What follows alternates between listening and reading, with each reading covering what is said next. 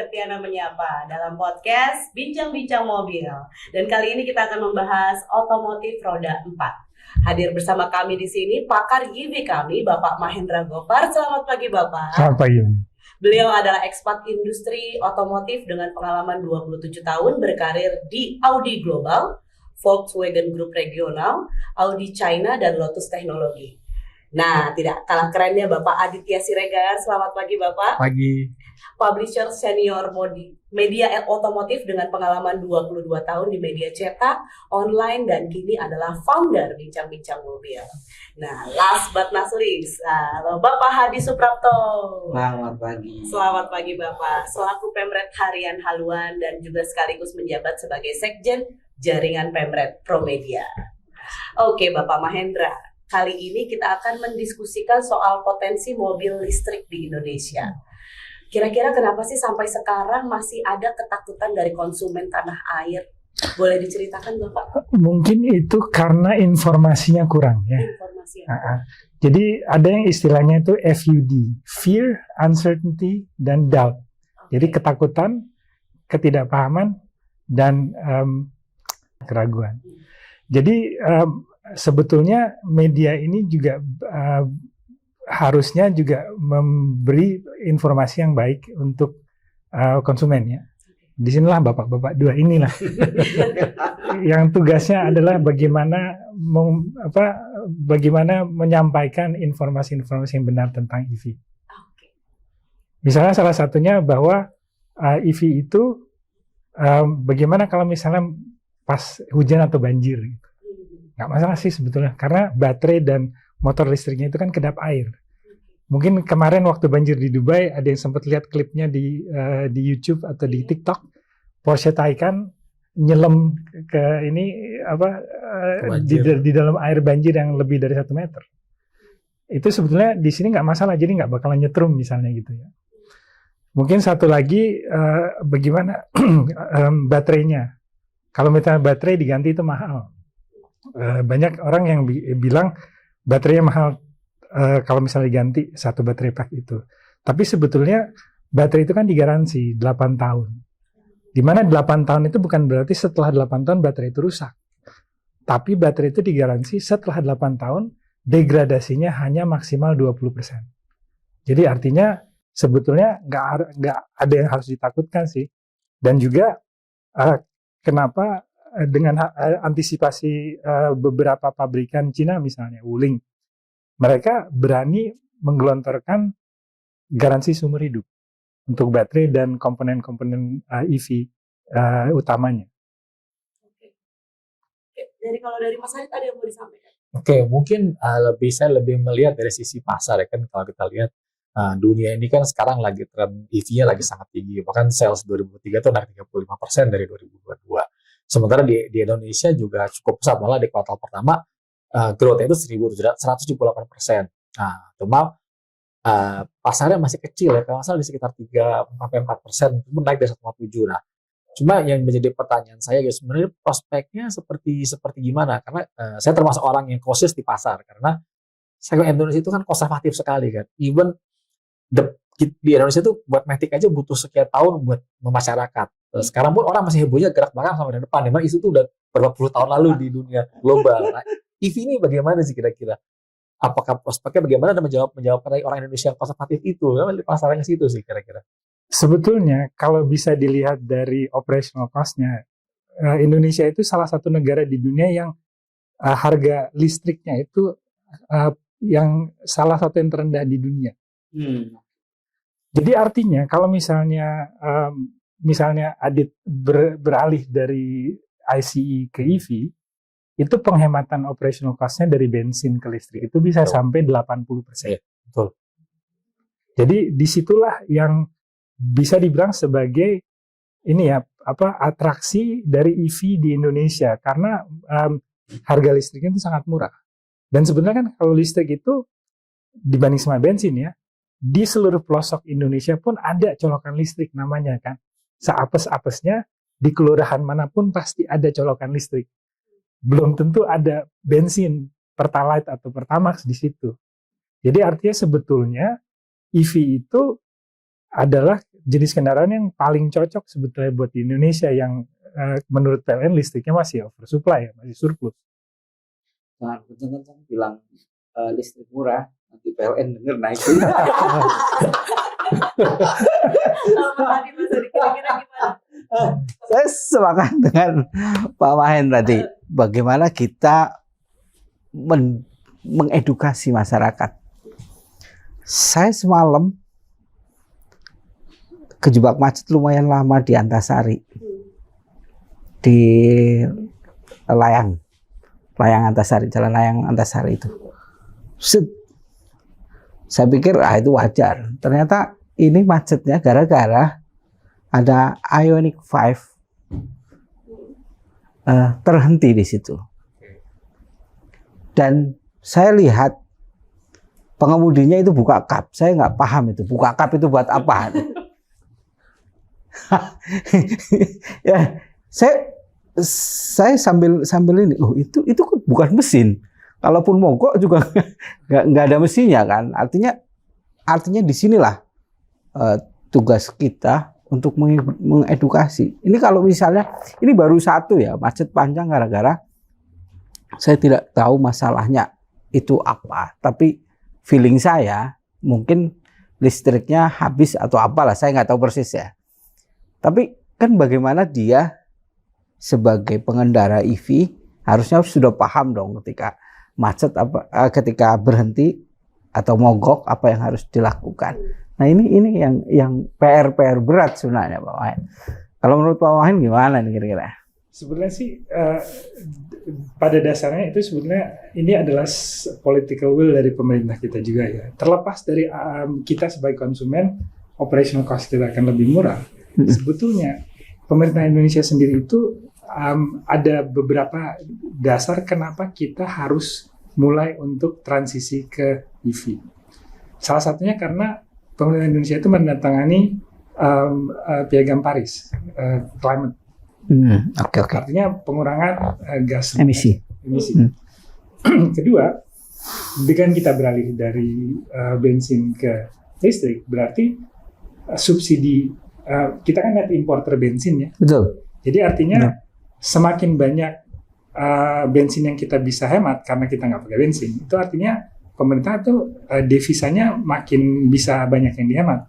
Jadi sebetulnya ada political will juga dari pemerintah. Kenapa? Pemerintah juga untuk membantu konsumen itu untuk bertransisi dari bensin ke listrik. Sekarang kalau dilihat kan untuk di Jakarta aja paling gampangnya sih dengan plat biru itu kan bebas ganjil genap. Jadi mobilnya bisa kapan aja lewat di situ. Terus ongkos BPKB? Oh ya. Ya, pajak juga. Pajak tahunan. Pajak JKB, tahunan juga. BPN. Makanya. Jadi ada insentif itu untuk mengadopsi ke arah mobil listrik.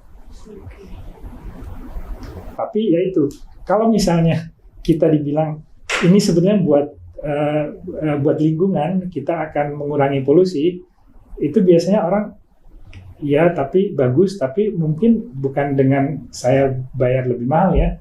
Jadi gimana ya? Jadi mungkin kalau misalnya konsumen itu sendiri bisa melihat benefitnya untuk kantongnya dia misalnya, dia lebih cenderung untuk mengadopsi itu. Ketimbang kalau dibilang kamu bisa bisa menjadi salah satu mengurangi pencemaran lingkungan gitu. Buat apa nggak ada yang tertarik sebetulnya? Iya. Lebih mikirin ke dirinya sendiri. Betul. Dulu biasanya konsumen Indonesia. Gimana Mas Hadi? Kalau saya pikir ya konsumen itu memang menarik gitu, tapi pasti ada sedikit ketakutan. Kita di listrik itu ada istilah range anxiety.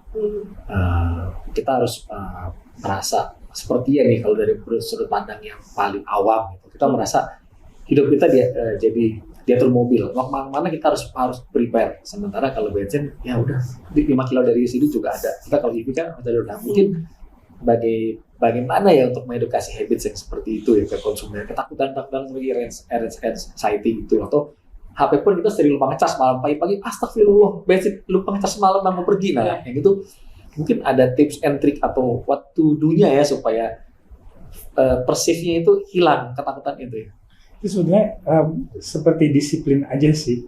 Ingat kan waktu kita beralih dari Nokia ke iPhone kan? Iya. Nokia itu sekali charge seminggu bisa ditinggal.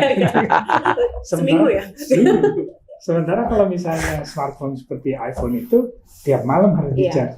Jadi artinya kita sebenarnya harus disiplin juga. Kita harus nge-charge-nya bukan nunggu sampai kosong.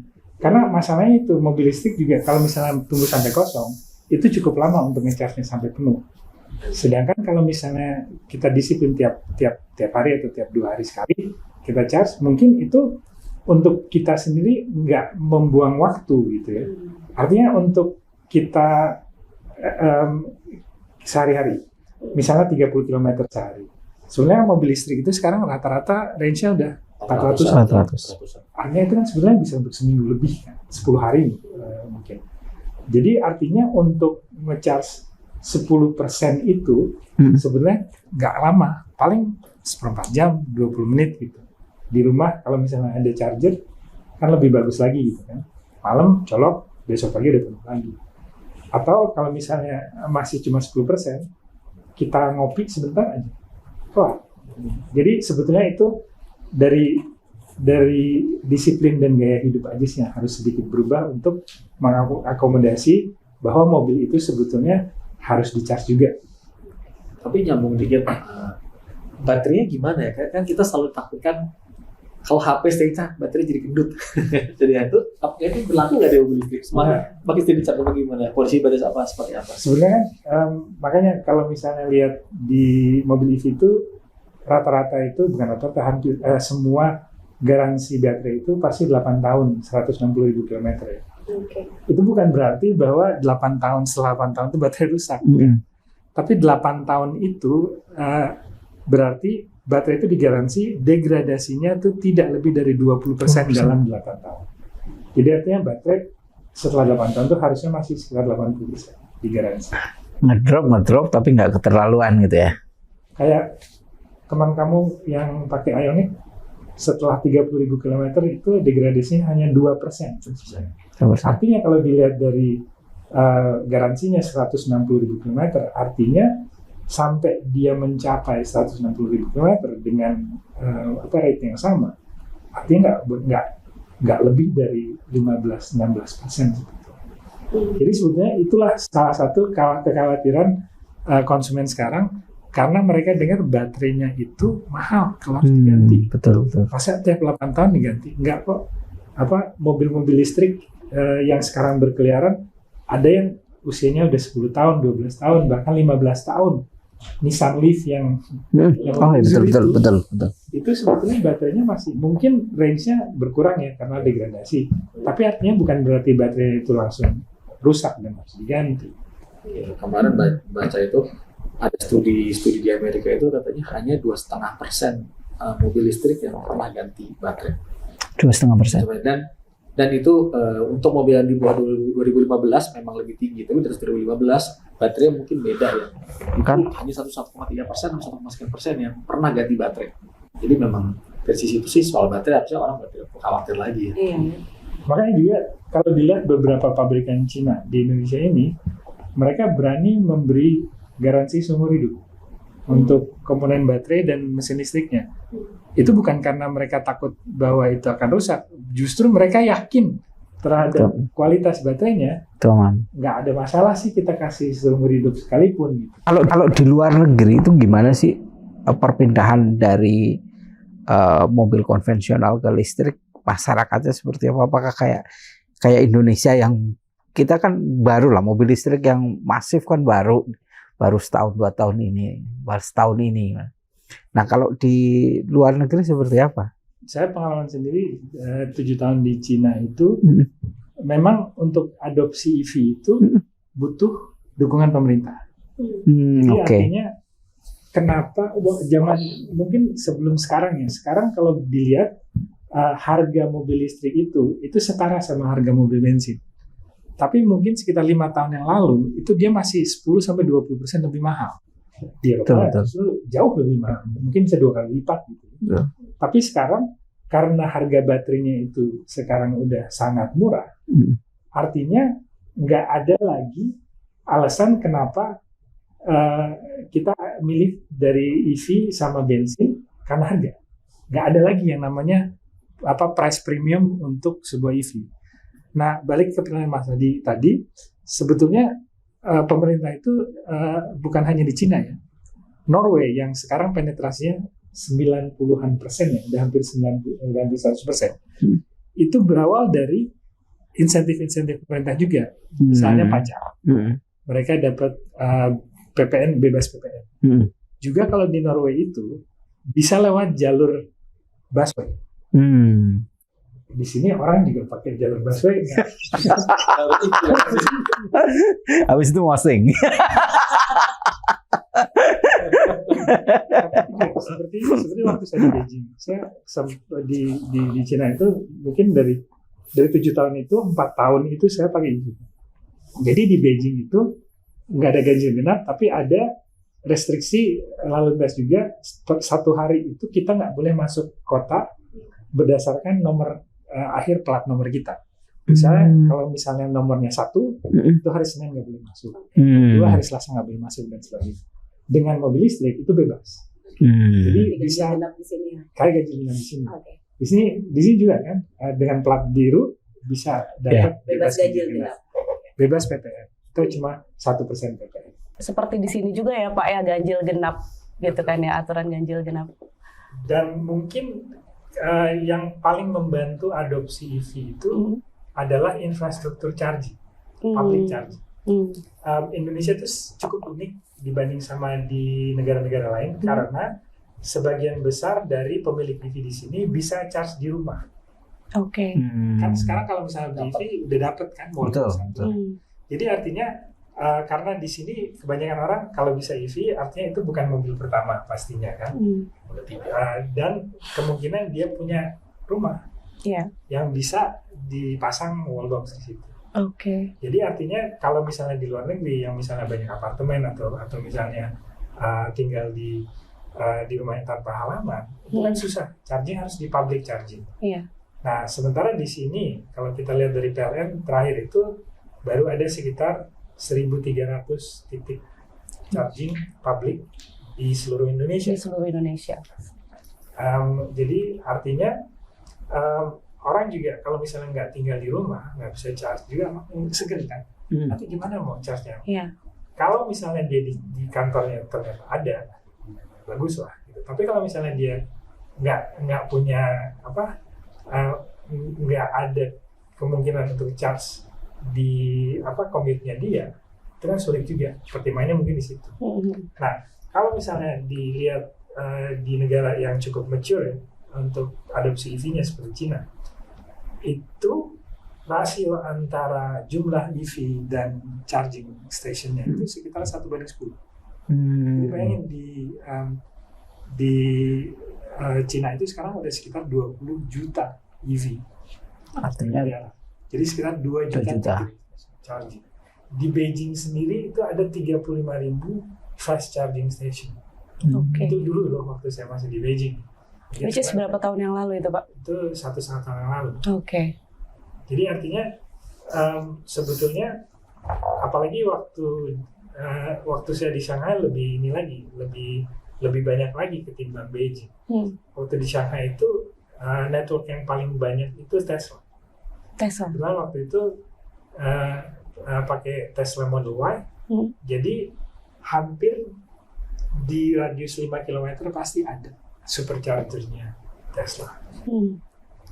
Dan Tesla itu sebenarnya bisa juga pakai charger-charger yang mana aja. Jadi bukan hanya terpaku di charger Tesla. Oke. Kalau di sini isunya ini kalau tidak salah ada berapa provider SPKLU kan. Isunya itu satu provider satu apps. Jadi kalau dulu kita ada PLN, ada Voltron ya, misalnya Voltron atau siapa itu kita punya 2 apps atau 3 apps. Oh gitu. Ya, Memang kita rajin bikin apps. Iya, aplikasinya kebanyakan ya. Kemarin udah ditegur sama Pak Presiden. Waktu di Cina, Iya. di handphone tuh ada 4 app. buat ini. Dari State Grid 1, Oh, T-Good 1, Camp 1 gitu. Makanya waktu di sana itu kenapa saya suka sama Tesla itu, karena dia nggak perlu pakai banyak apps. macam-macam. Oke. Oh. Itu dari mobilnya sendiri bisa kita booking slot yang di mana, kemudian di charging stationnya itu plug and charge.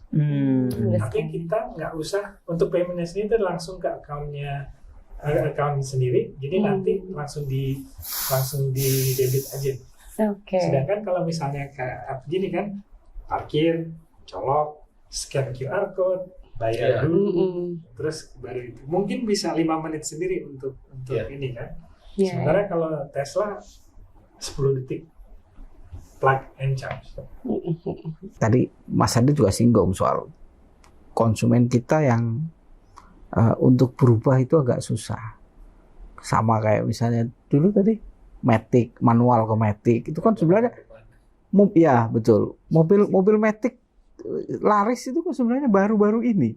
Yang untuk mobil-mobil yang murah ya, bukan mobil premium. Kalau mobil premium sudah dari dulu, tapi kalau mobil yang menengah ke bawah itu yang ada Matic dan mulai laku itu ya sekarang ini.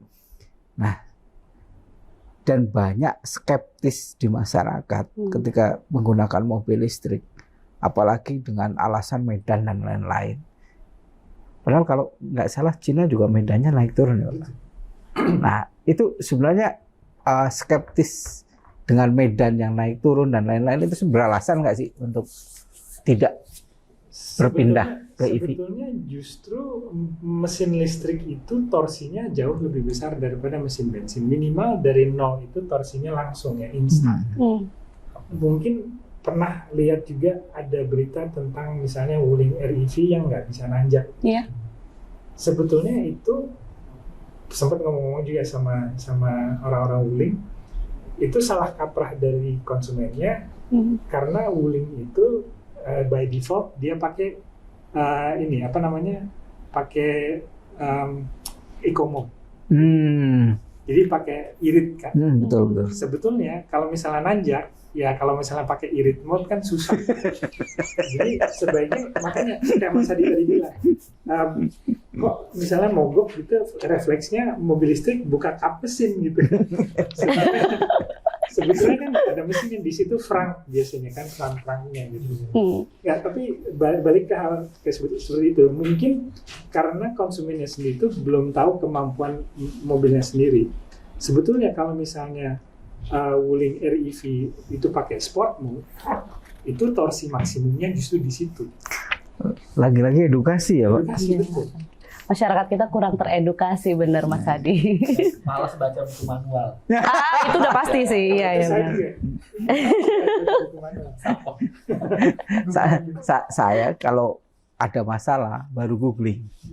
Set, indikator ini nyala, kenapa? Set, oh ini masalahnya. Nah kalau buku manual segini.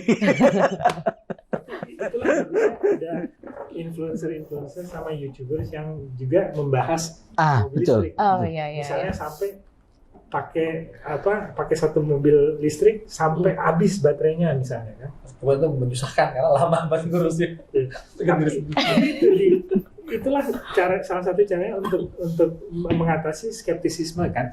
Artinya misalnya dia bilang range-nya 430 km, bener nggak sih gitu kan? Dicoba ke Semarang bisa sampai 445 lebih gitu kan. Jadi artinya sedikit banyak ya edukasi itu bisa lewat TikTok, bisa lewat YouTube, bisa lewat podcast-podcast seperti ini. Iya, benar-benar. Lewat media online. Oke, tadi Bapak kan sempat mention bahwa ini semua butuh dukungan dari pemerintah begitu ya Pak. Kira-kira langkah-langkah atau usulan apa sih bagi pemerintah maupun konsumen menurut Bapak? Sebenarnya mungkin dari pemerintah sendiri yang terbaik yang bisa dibuat pemerintah adalah untuk mempercepat infrastruktur charging atau infrastruktur lain yang mendukung mobil listrik. Sebetulnya kan seperti ganjil genap itu cuma berlaku buat orang Jakarta kan. Iya. Sekarang kalau orang Surabaya, apa untungnya punya mobil listrik gitu kan? Oke. Tapi mungkin ada lagi insentif-insentif lain untuk untuk bisa orang itu jadi lebih terbuka untuk adopsi itu. People don't like change kan? Yes. Jadi disitulah, apalagi yang namanya mobil bensin ke mobil listrik itu benar-benar satu loncatan yang jauh yang harus yang membutuhkan keberanian juga gitu sebetulnya kan. Banyak ketakutan itu tadi yang disampaikan Mas Adi. Yang menarik itu yang waktu mudik kemarin itu kan banyak polemiknya kan, banyak diskusi. Tapi sebetulnya PLN juga cepat tanggap. Seminggu sebelum mudik itu ditambah 200 titik lagi di sepanjang tol Sumatera Jawa. Oke. Jadi artinya pemerintah itu sebenarnya cukup tanggap, tapi artinya kan sebetulnya ini seperti telur dan ayam kan. Yeah. Sekarang kalau misalnya mau bikin infrastrukturnya tapi nggak ada mobilnya, di lain halnya mau beli mobil tapi gimana secara infrastrukturnya gitu. Ekosistem. Ekosistem. Kita lah ekosistem. Gimana Mas Adit? Mungkin kalau selain nambahin dikit ya ada sisi juga dari sisi produsennya ya, karena Indonesia ini kan negara yang udah sangat cepat minded. Sementara yang ada dengan mobil listrik harga terjangkau itu baru China. Betul. Sementara ada banyak studi-studi yang survei orang itu perceived risk-nya mobil China itu masih sangat tinggi. Mungkin itu juga tantangan tersendiri. Korea katanya soon akan ada yang 500 jutaan soon. Mungkin itu juga menjadi menarik. Mungkin ada kira-kira bagaimana sebagai sudah lama di apa sebenarnya perceived risk terhadap mobil China itu beralasan nggak sih kan? Orang kita masih mikir kalau supaya negara Jepang tinggal gelinding, sementara mobil China isu-isunya ada aja yang masih belum serapih udah Jepang kan dari sisi daya tahan. Mungkin itu sebetulnya analoginya bukan hanya untuk EV ya. Sebetulnya kan itu reputasi. Reputasi itu bukan hal yang bisa didapatkan dalam waktu dekat. Seperti misalnya mobil Korea waktu masuk pertama kali tahun 90-an. Iya. Itu kan sama, skeptis juga orang. Ini mobil Korea murah, tapi apa benar bisa gitu. Makanya misalnya Hyundai waktu itu atau Kia, itu mereka berani garansi 7 tahun. Yang waktu itu mobil Jepang belum pernah ada garansi 7 tahun. Korea butuh sekitar 10 tahun untuk mendapatkan reputasi sebagai mobil yang handal. Nah kita lihat sekarang berulang kembali dengan mobil Cina. Tapi mobil Cina itu mungkin butuh kurang dari 10 tahun. Mungkin mereka butuh 5 tahun. Kalau bisa dilihat mereka gimana cara reputasinya. Ya reputasi pertama yang murah. Reliable kita lihat. Tapi artinya mereka berani untuk menggelontorkan seperti garansi seumur hidup. Seperti itulah yang bisa menenangkan konsumen lah. Dan nanti akan menaikkan reputasi brand itu sendiri. Kalau misalnya mobil-mobil premium misalnya Audi, BMW, Mercedes, itu kan udah beratus-ratus tahun reputasinya itu dirintis. Jadi kalau mobil-mobil Cina sekarang, misalnya yang baru ya seperti kayak Nio atau Expo, itu 5 tahun yang lalu mereka belum ada, gitu kan. Jadi sebetulnya mereka nggak ada sejarah, nggak ada heritage, di mana orang bisa lihat ini sejarahnya mobilnya apa sih. Yang mereka bisa tawarkan adalah inovasi. Mereka bisa tawarkan reliability. Mereka bisa tawarkan murah. Gitu. Jadi ya strateginya begitu karena mereka tidak punya sejarah ratusan tahun di brand-brand lainnya. Mungkin yang kita waktu itu sempat punya rubrik sendiri malah untuk sejarah mobil-mobil. belum ada museumnya juga mobil saya. Iya Mas Adi. Boleh closing question atau statement dari Mas Adi? Saya sih yakin mobil listrik lama-kelamaan akan diterima masyarakat Indonesia. Iya. Cuma saya yang sangat khawatir Indonesia ini punya nikel.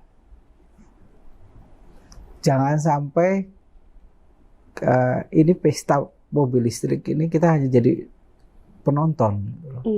Jadi nanti tetap pemainnya itu aja. Kita jadi pasarnya saja. Nah, ini yang saya khawatirkan sebenarnya itu. Jadi kayak misalnya memang sudah ada beberapa pabrikan yang investasi ke sini. Tapi apakah sebanding dengan dengan kondisi Indonesia saat ini? Jadi ya intinya bagaimana kita tidak hanya jadi penonton di industri mobil listrik ini, Pak. Saya yakin ini bisa, Mas Adi, karena kita sudah lihat ini di EV roda 2. Di EV roda 2 itu sudah banyak produsen lokal seperti Gesit, Polytron, Elektrum dengan Alfa, dengan Polytron juga. Artinya mungkin kita belum lihat ya roda 4. Tapi I'm sure di beberapa tahun lagi kita akan ada juga produksi mobil listrik lokal, dan bukan hanya dijadikan pasar oleh produsen-produsen yang sudah ada. Oke, Mas Adit, for closing statement. Tapi udah dasarnya cukup lengkap ya sama tapi baik di backup itu memang satu dari pemerintah itu sangat penting ya. Iya, dukungan pemerintah ya. Tersedia produk juga. Iya. Karena di Indonesia ini pasar terbesar adalah 7-seater. Jadi kalau saya berpendapat tanpa 7-seater listrik yang harganya terjangkau, pasti trajektorinya growth grafiknya akan mungkin ke arah ke situ, jadi supaya memang belum ada produk yang benar-benar sesuai dengan kebutuhan. Makanya penjualannya masih biasa aja. Wuling REV murah, tapi kan itu mobil buat anak kuliah, istri ke pasar atau kemana. Oke. Belum. Iya. Kunci ada di si produk ya. Tapi mungkin soon ya kita dengar sih akan ada soon 7-seater. Boleh di-spill nggak sunnya apa kira-kira? Ada di website ucapmobil.com. Oh gitu. Ini tipikal bapak-bapak memang gitu. Oke. Dia selalu beranggapan bahwa ini keluarga 7-seater. Point of view bapak-bapak ya. Bapak-bapak. Itu sih mungkin kalau produk saya sih. Oke, Pak Mahendra mungkin ada yang disampaikan lagi, Pak? Mungkin sebagai seorang yang baru kembali ke tanah air setelah berpuluh-puluh tahun, sebenarnya saya cukup terkejut dan juga positif terkejut bagaimana terbukanya pasar Indonesia itu terhadap EV. Artinya saya yakin sekarang itu kita masih dalam tahap early adopters, masih di bawah 5%. Tapi menurut Bloomberg kan 5-10% adopsi EV itu adalah tipping point, di mana setelah itu adopsinya akan naik secara eksponensial.